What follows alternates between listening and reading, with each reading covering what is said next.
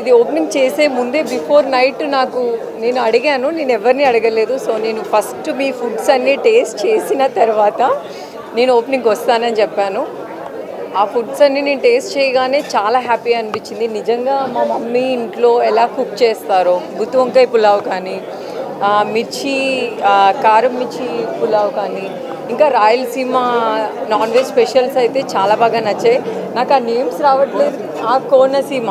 Konaseema foods నాకు చాలా బాగా నచ్చాయి. బిఫోర్ నైట్ ఆల్రెడీ నేను టేస్ట్ చేసిన తర్వాత ఈరోజు నేను ఓపెనింగ్కి వస్తానని వీళ్ళతో ఫైట్ చేశాను.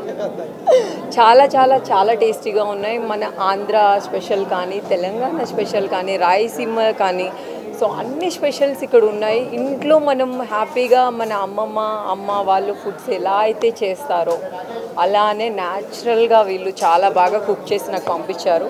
చాలా బాగా నచ్చింది. నాకు నచ్చిందంటే తప్పకుండా మన అందరికీ నచ్చుతుంది, ఎందుకంటే నేను ఫుడీ గర్ల్ కాబట్టి.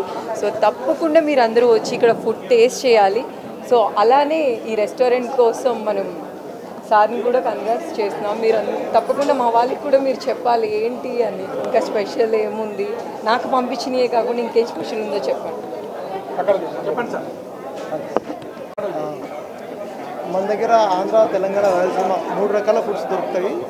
సో మా దగ్గర స్పెషాలిటీ ఏంటంటే మన ఇంట్లో తింటే ఎలా ఉంటుందో ఫుడ్, సో మా రెస్టారెంట్కి వస్తే కూడా అదే ఫీల్ అవుతారు. యాక్చువల్గా ఎలా అంటే మేమంతా యూజ్ చేసే మెటీరియల్ ఏదైతే ఉంటుందో నార్మల్గా సాంప్రదాయమైన మసాలాలు, ఇంట్లో మనం ఎలా ఫుడ్ చేసుకుంటామో, మన అమ్మ ఎలా చేసుకుంటామో అదేవిధంగా మసాలాలు స్పెషల్గా ఏ రోజుకు ఆ రోజు మసాలాలు నూరుకొని స్పెషల్గా ఆ రోజు రెడీ చేసేసి ఆ రోజు వంట చేయడం జరుగుతుంది.